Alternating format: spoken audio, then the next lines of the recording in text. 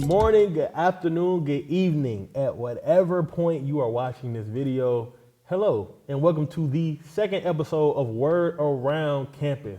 You know the drill. My name is Tristan Hutton, and I have two lovely guests with me today. I am your host, Jeffrey Hood Jr., also another host of Word Around Campus. Hi, I'm Germany Bozeman. I'm your host on Word Around Campus. So y'all ready for the word? Let's do it. You already know. Y'all ready for the word? Okay. Let me up, my good sister. Look, you angry. Hey, so first, before we even get started, I want to say thank you to everyone who tuned in to the very first episode of Word Around Campus. Y'all made it special and y'all made it a very memorable experience for the entire team. And we want to say thank you because without y'all, none of this is possible. And also, thank you to Triple Strike Productions as well as Mr. Thomas. So we appreciate all of y'all. Keep supporting us, and I promise you, sooner or later we're gonna do a giveaway. I don't know when, but we're gonna do a giveaway. Pocket's a little tight right now. But before we get started, would y'all like to do another icebreaker? Yes, Yeah, let's do it. I gotta That'll stop work. asking because they're gonna do it anyway. So Yeah. But as y'all know, today's topic of conversation is mental health. So we're gonna be doing a mental health-based icebreaker. So the question is, how is your mental health and where is your stress level currently? My stress level? Yeah. Honestly, I'm gonna let go and let God do his thing. Not really stressing about anything that's going on right now. I mean, I'm just a free spirit. But my mental health, I think I have it under control. I'll say that. My mental health straight. It's good. Shout out to my family, my people. You know what I'm saying? Y'all are the GOATs for keeping me up. So it's good. It used to have been bad, but it's good though right now. So I appreciate y'all for real.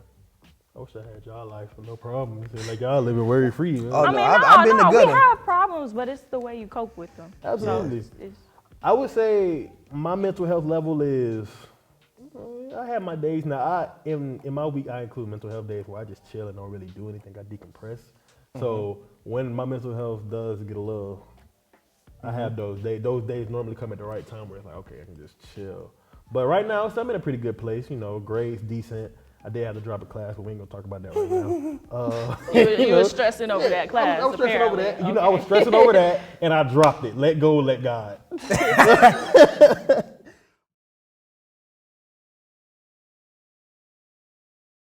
Today we have a very special episode, not only because we're talking about mental health, but because we have a very special guest in today. It was very last minute, but she worked with us, and she said she'll come on, and I'm very grateful for her. So without Very further grateful. ado, let's introduce Miss Alicia Jackson.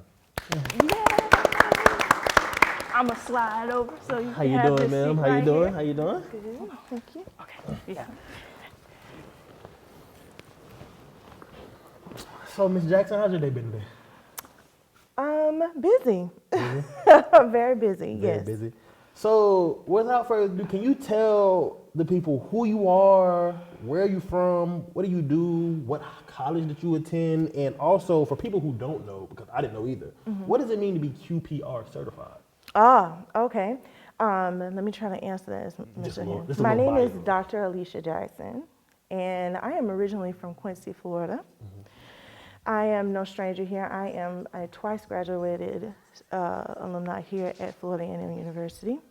So I got my bachelor's in psychology, my master's in community psychology, and I got my PhD from the University of Georgia in counseling psychology. And what was the other question? I'm sorry. What made you go down this career path? Funny enough, in high school, this is back in the day, so don't judge me. But they used to have a group of people who came out to give us like a career assessment, like the Myers-Briggs or any other test that they had. They had like ASVAB, and they had people actually come out to us and ask us what we wanted to do for college per se. So one of the things that we used to do was we actually completed these assessments. They get a printout for us that actually told us what our interests were, and psychology was on there. And at the time, having someone who was African American who was a clinical psychologist was like a very rare thing. So I said, I want to do something that is going to be really helpful for our community, and if I'm going to be of the few people, then I want to do that. So I decided then, I was like 9th grade, 10th grade, And I've been on the same path ever since. Oh, wow. So when you look on your profile on FAMU, it says you're QPR certified. So what exactly does that mean, and how do you become QPR certified? And that's an excellent question. QPR stands for Question, Persuade, and Refer. It's actually a suicide intervention program that we have on campus. It is for anyone, faculty, staff, and students, to actually learn about suicide and how to help someone who possibly may be in mental distress. So one of the ways that you can become a gatekeeper, we have trainings all the time, and one of those trainings is coming up soon. I believe it's on March the 7th. We have one for students as well as for faculty. So stay tuned to that, because that will be on iStrike, as well as it will be on FAMU Info for more information. But that's where you would learn how to ask someone if they're in distress, if they're suicidal, directly and indirectly. What are some cues to look for, those kinds of things, and how to get them to the resources that they need or get the help that they need. So, like I said, anybody can do that. We believe that suicide is everybody's business. And so that's how you can become trained as a gatekeeper. Now, you can be trained as a certified provider. That's through mental health, though. Okay. So since we're on the topic of suicide and mental health, and we've been on the topic of mental health pretty much the entirety of the episode, but since we're on the topic of suicide, do you feel like talking about mental health in the Black community is taboo? Well, it is to some degree. I think it has gotten better since 2020. I think mental health has been a little bit of a Q word since 2020, since the pandemic, and since there's been so much death, so much loss, so much grief, that now people are more willing to talk about it. And I also think that when we talk about the church community and things like that, they're realizing that they need to be more involved in getting people connected to mental health services when people have more severe issues. I think people are having a conversation. Are people still demonstrating stigma? Are people still at the point to where they're afraid to tell their parents that they have a therapist or that they're taking medications? Yes, there's still some of that still left. But I think the more that people are aware, the better that will become over time. So Ms. Jackson, I have a question personally about adult life, because, you know, I'm getting older. So what parts of an adult's life is affected when they haven't dealt with their childhood trauma yet, if they have endured any childhood trauma? Well, I have an analogy that I always use when it comes to trauma.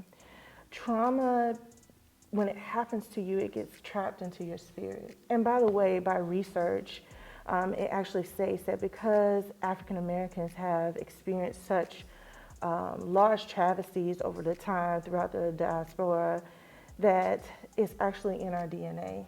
So when you have experienced deep trauma and you've never had it taken care of, it's almost like it's trapped inside of your spirit. So if you think of a snake bite, okay, I know we're rattlers, but if you think of a snake bite, right, when you get bitten by a snake, what's the thing that they tell you to do first? The poison? Suck the venom out, or some people will tell you to restrict the air. I'm sorry. I would be like, go to the ER. Well, you might not make it to the ER, but one of the things that they ask you to do is to constrict the point of entry of the actual bite so that the venom does not circulate through your system. Okay. And so that's to slow down the process, right? So if you are, I'm sorry, I keep cleaning my glasses, but if you are experiencing trauma and it's something that you've had for such a time and it's trapped inside of you, it's circulating, right? Nothing gets filtered out. The more you talk about it, the easier it is for you to deal with it. Because if you face your demons, you face your dragons, and you slay them, then they have to figure out another way in order to catch you, in order to keep you, right? So the parts of your life that get involved include your family, you're growing up, you're getting married, you haven't talked about maybe some sexual trauma that you had. It affects your relationships with people. Some people develop chronic PTSD, which means you detach from other people. That means that you may be afraid to go to certain places, or you smell something and it may trigger something. Right, So right. you have all these kinds of triggers and things that may happen. You have irritability, you have outbursts of anger. So even your interpersonal relationships that are not necessarily marriage and family related get affected by some of those things as well. And so trauma is something that you really have to be dedicated to work through. It's not something that's microwavable. Right. You know, you like put it in the microwave, it's like 90 seconds and wow, you got great rice. But no, that's not how it works. It's something that takes time, and the person has to really try to put in the effort to create a healing, safe place for themselves. Right. So when you say it's in our DNA, are you saying like when we first were like brought over to the United States and then it kind of like just developed over time, or is it like something we had to deal with when we were younger? Because I'm trying to see if you're saying when it's in our DNA, like, has it been because of what our past ancestors have gone through? That's correct. Okay. That is makes absolutely correct. And if you kind of think of it, it kind of makes sense, right? Some of the ways that we react to things in life now, even though you're young and you've never been enslaved, some of the things that you do that your grandmama taught you or your mama taught you or somebody else, that came from somewhere. And there are things that you do that your mother doesn't even prompt you to do and you know how to do, and they're like, well, where did you get that from? Your grandmother used to do that, right? Because those kinds of things travel with us. I say spirit, but that's how I look at it, you know, like that saying they say you just sprinkle seasoning on something until your ancestors tell you that that's enough, that kind of feeling, you know? Yeah. And so, so that's what that's what they're basically saying. Okay, that makes sense. Thank you. In addition, I wanted to say that it actually makes sense because if you think about it, we are made to watch film of men being shot, of their screams, their cries, their agony, of the people who are their families who are distraught, and the outcry of the nation for justice and things like that. And think about the first time you saw that, and think about how you felt about that. Right. You had this reaction that you really didn't know what to do with. And in some ways, that part of you, that little small Harriet Tubman that's in all of us was affected. And so it then makes sense that why we're so outraged, why we're so angry, why we're so upset. Even though time has changed, I know people are Z now, or we at Alpha, or whatever we are right now, there's something that strings us together, right? And that is our ancestral heritage. Yeah. And so no matter if you're from Jamaica or you're from DR, you consider yourself Afro-Latina, that particular strain that's with all of us, you know, we feel that for each other, and we feel the general injustice of it, right? And we have reactions to that. There's so many students that were having a lot of issues with seeing it all the time, not being able to deal with it. And those who haven't had any treatment of their trauma in the past, they had to have some type of treatment because it was resurfacing. Trauma is very tricky. When you're young and you have things to occupy your time, you know, and so you might be able to make through it. You're a little bit more resilient when you're young. But when you become older, as you say, as an adult, you got to think about bills, financially it ain't doing you right. You got to think about the fact that you have a future to plan for. Exactly. You know what I'm saying? You think about all these things that are important to you right now, and all of those things leave more space for you to think about things internally. And as you grow older, that's what it always will be.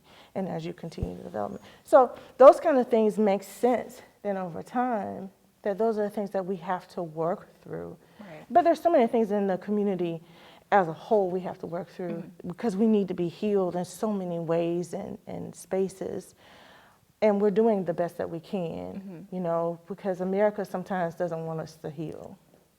And we have to deal with it sometimes, which sucks, but. Thank you for sharing that with us. That was really appreciated. Yeah. Ms. Jackson, I want to first say thank you for coming on to the show, and I also want to thank you for being a counselor here at FAMU, because I have a counselor myself, and he's brought me back from dark places. I know you've done a lot for students here that come to you. So my question to you is, when it comes to depression, what are some of the biggest factors when it comes to depression for college students? Well, first of all, thank you for that. We love serving our students. We're glad that you and everyone else who has come to actually enjoy the services or take part of the services. We're very happy about that. Students usually have problems or issues in these particular areas.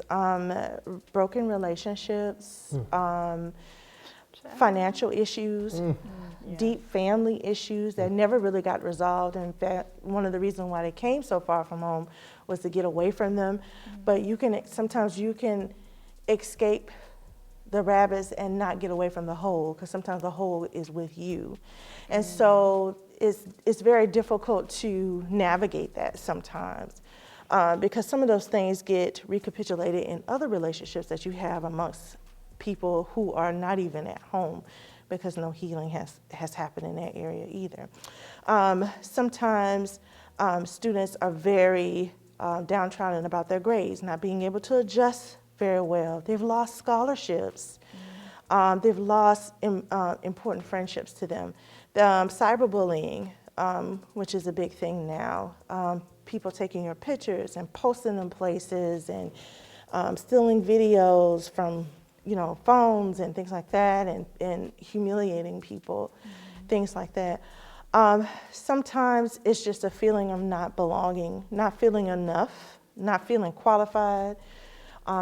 Imposter syndrome hits a lot of people who are like graduate students and things like that, because you're going to be sent out into the world to do this thing, right? And you've been taught for 5+ years to do this thing, and now you're saying, can I do this thing? And so, yeah, that happens too. So for a lot of reasons, but those are some.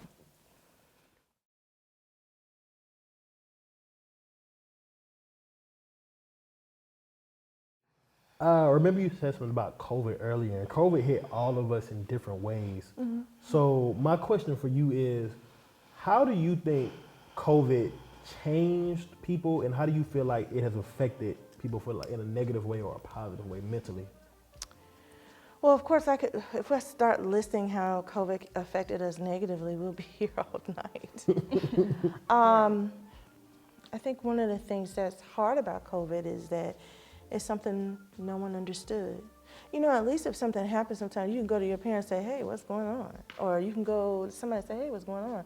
But no one really knew what was going on, and that was distressful in itself. Grief, extreme grief. Fear, lots of anxiety, and really losing the way of life that it was before. There are people who were able to travel and do a whole bunch of things, and now every time you think about doing something, you have to kind of ask, like, should I do that? Should I not do that? I need a mask, I don't need a mask. So you're making these decisions you never made before. And when everybody got sent home, I mean, I can only imagine, I'm thinking, my gosh, it's, in my head, it's 1998, 99, and I'm thinking all of a sudden I get sent home to stay with my mama because I got sent home from school. That's gotta be very difficult. And some of your rooms have already been changed to something else. And you don't feel like you fit there anymore, and you have to go by your parents' rules. And if your parents' home wasn't a place that was safe or that was positive, then it was difficult for you to return home. So there's a lot of negative things that came about before that, in the adjustment period, because there are some students at that time who had never been on campus. When they came back to campus, they were freshmen their sophomore year, and that created another issue in itself. So there's so many things with COVID, that it brought a lot of instability and a lot of uncertainty, and uncertainty gives us a lot of fear. What are some of the positive things? Well, not everybody had difficulty going home. Some people were able to spend more time with their family. Some things that were really broken because they didn't have the quality time to really sit down and work it out, people were able to work it out. I think people paid attention and they were more grateful for the things that they had, whereas before we took everything for granted and you couldn't. And a lot of people learned to live in the moment at that time because you couldn't plan for anything because no one knew what tomorrow was going to be. Definitely went on the It was very, it was giving very much, I'm not sure where I'm going to be. So you really weren't really prepared for that at all. And the fact that you had this time to really think. Some people use that time to think, to actually make goals for themselves. Think about work on projects they never worked on before, get things done they've never done before. Some people took advantage of that. And I'm not saying that should be the gold standard, because it's not. Everybody is at a different point and place in their life. But those are some of the positive things that people can, get from it. There are a lot of people that haven't spent time with their family members for quite some time, and then ending up they're either losing someone later on, and they're glad that they had that time with them when they did. So, there's some positive. There's always a silver lining to a very dark cloud. So we do have time for 2 more quick questions, or if y'all 2 want to ask. Okay, I'll go. All right.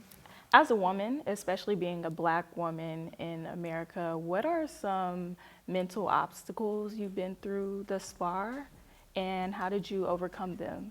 Mental obstacles. Well, I think there is this overarching theme as Black women for us to be superwomen. Right. And I have to tell women all the time that you're not superwoman. You're not anyone's savior. And you can't fly anywhere to save anyone's day if there are holes in your cape. Because to be super, it means that... Y'all take that. Y'all better take that. Write it out. So to be super means that you're perfect. Yeah. Right? And there's some perfections to you, right? The only way that Superman wasn't perfect, or he seemed like he wasn't super, was when he was Clark Kent, right? I almost quoted She-Ra, but I found out that y'all probably don't even know who that is. But anyway, so I'll just stick to Superman. Or Batman, or what have you. So, so Clark Kent was just a regular Joe, but Clark Kent was imperfect, and Superman was this person who did no wrong, and so on and so forth. We are not perfect. I am not perfect. He is not perfect, and that's okay. So I think that was one of the things. I think sometimes we tell ourselves that we are not enough sometimes. And we let other people tell us that we're not enough. And they're liars, because you are. Sometimes that you're in a space where people try to make you feel as if you are here because we have to deal with you, not because you actually have the talent to be there. Have the talent.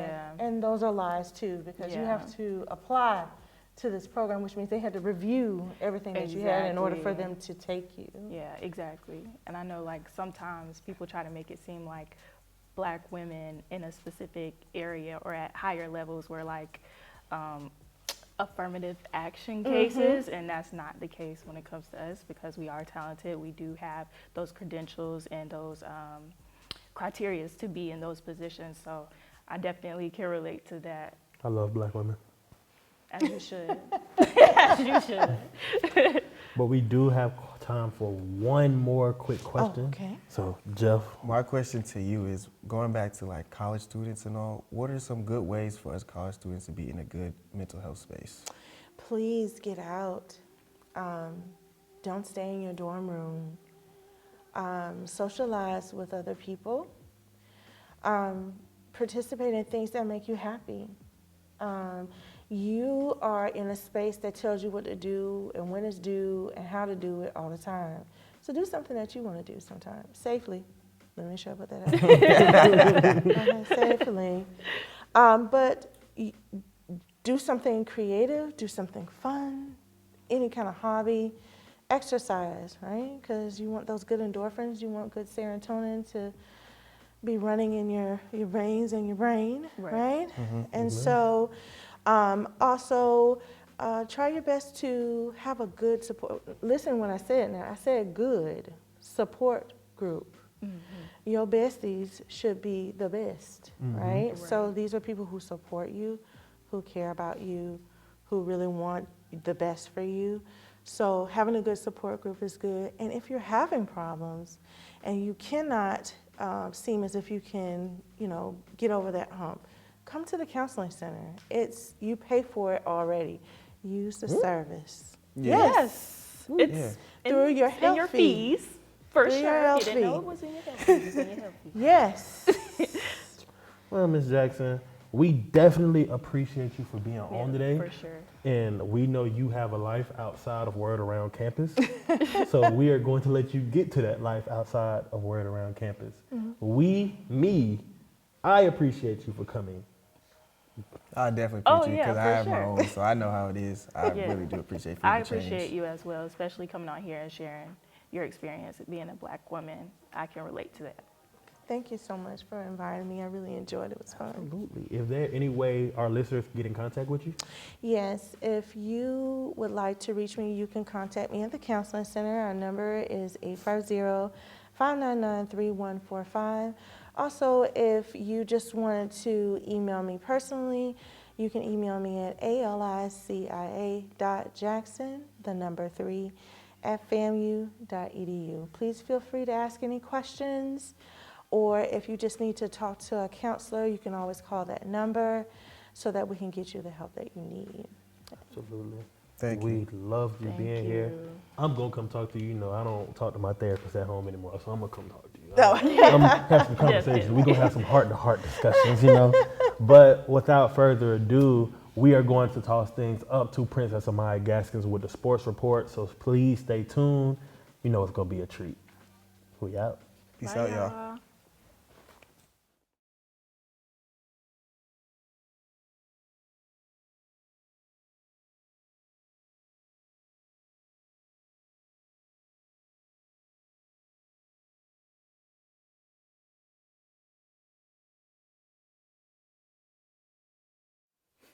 Unfortunately, Maya can't be with us today, but I am your host, Michael Trim Jr., and with me I have, Ernest Walker.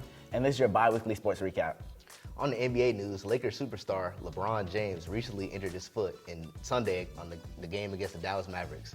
The injury should sideline him for 2 to 3 weeks, and this injury comes at a very unfortunate time for the Lakers, as down the stretch they must win every game possible to be able to get into the playoffs.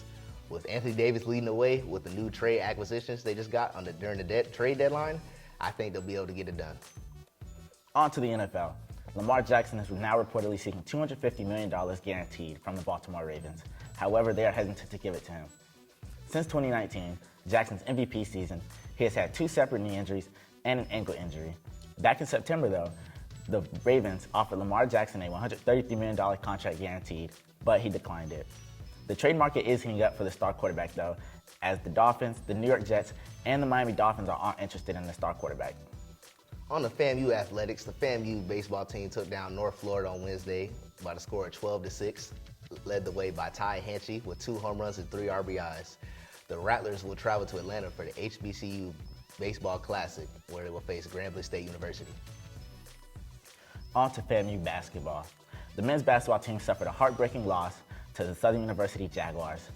Southern's starting point guard hit our starting point guard with a nasty snatchback ankle breaker and then proceeded to hit the mid-range jumper to take the lead by 2. The Jaguars point guard left all Rattler fans stunned, but the Rattlers do get a chance to bounce back on Saturday, March 4th against the Bethune-Cookman Wildcats. Hopefully we can gain some momentum heading into the SWAC tournament. This has been your WAC bi-weekly sports recap. I'm Michael Trim Jr. I'm Ernest Walker. And now on to Hannah and Aaron for your WAC global recap. Hey everyone, I'm Hannah Kirby. And I'm Aaron Collette. And we are your WAC and Global Recap hosts. Brandon Miller, a forward at the University of Alabama, has testified against a deadly shooting against a 23-year-old African-American woman on the Strip. Queen Latifah last weekend hosted the 54th NAACP Awards. Many cultural icons were celebrated, such as Zendaya, Kerry Washington, Janelle Monáe, and Jonathan Majors. Continuing with the topic of mental health, we are saddened to share that there has been a mass shooting at the Michigan State University and 3 victims have died as a result. The shooting happened on February 13th, just 1 day shy of the anniversary of the Stoneman Douglas High shooting that happened in South Florida back in 2018. Along with the 3 deceased victims, 5 additional victims were wounded and remain in serious but stable condition. The lone gunman would later take his own life after fleeing the scene. We cannot imagine the toll that this is taking on their mental health, and we send our deepest condolences to everyone affected. In other news, on campus, campaign season has wrapped up. We would like to congratulate all of our winners and participants this season. Stay tuned to watch our interviews around campus with Isaiah, Camden, and Dee.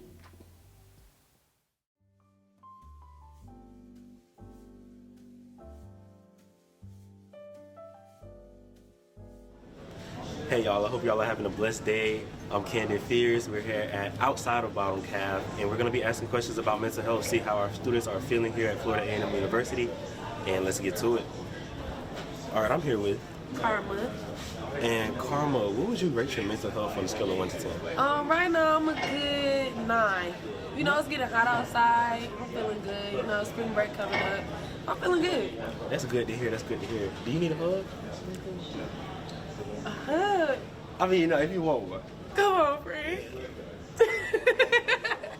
All right, so I'm in the journalism building with Kyla. Kyla. What would you rate your mental health on a scale of 1 through 10? A 2. Why so low? It's a lot going on. Trying to graduate, whatnot, it's hard out here. It is, it is. What do you think family can do to help improve their students' mental health? Teach their professors to not be so crazy. Well, you know, but like have some grace. I think the school and administration in general could have more grace for students in their situations. So what's some things you do to help relieve your stress? I like to listen to music. I listen to a lot of jazz music, very relaxing and nice. Thank you. What's up, y'all? You're here with Zay, and we're right in front of Top Calf, and I'm here with Caleb Lewis. Jake, you just said Mr. Vega. Giovanni. And what school are you guys from? Western Pine Grove School. And are you guys expected rattlers? I guess. It's okay, you don't have to know yet. But I was just wondering how you guys' mental health doing. Mine's is pretty good. You know what I mean? That's good. Yeah, it's good. Could be doing better. I had a struggle a couple years back, but you know, there's a lot of resources that are available, counseling groups, and it's doing great now. Thanks. And how could a student at your school find these counseling services to help their mental health be better?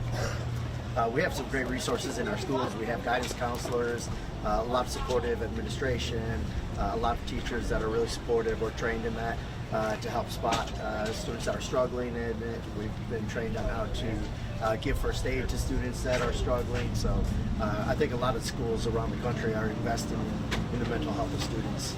Thank you so much. You guys have a good day. You too. Thank you.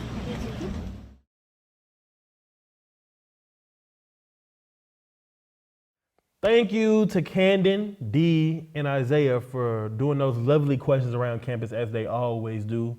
But unfortunately, if you're seeing us, that means it is the end of the episode. I'm gonna let my host say whatever they want to say. I'm going to say thank you guys for running up the first YouTube video.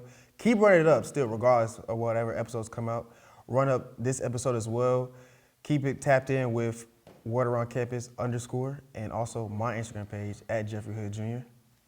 And thank you, WAC family, for tuning in. Please make sure you like, comment, and subscribe. Make sure you hit that bell so you get a notification every time that we post. And remember, I am Germany Bozeman. You can get up with me on Instagram at muta.mula, muta.mula. And I want to give a special thank you to Miss Jackson for coming in and giving us that advice. We really needed it as college students, so I really appreciate that. We really appreciate that, so thank you. Definitely go show Miss Jackson some love and appreciation because she definitely did not have to be here and she came anyway. So thank you, Miss Jackson. Like they said, go tap in with us on Instagram at Word Around Campus _. Go like, comment, and subscribe on the YouTube. run up the first video, run up this video, and run up every video after this because we're whack. We're one. We are not here without you guys. So thank you so much. Go follow me on Instagram at T3 Hutton, Hutton. I love you. They love you. We are officially out for episode 2. Peace out, y'all. Bye, y'all.